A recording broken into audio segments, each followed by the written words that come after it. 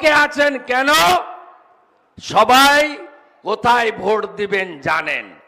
আমি এই সভায় আসার আগে জামালপুরে বসেছিলাম।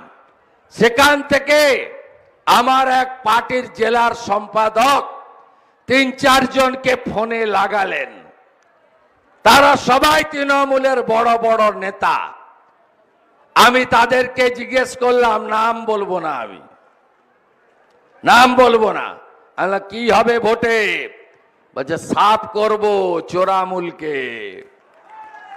আপনি যেটা আগে বুঝেছেন আমরা এখন বুঝতে পারছি।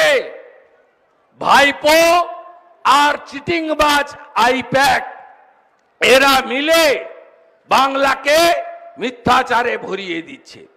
গতকাল খবর কাগজের মাঝে একটা করে লিফলেট বাড়িতে বাড়িতে দিয়েছে।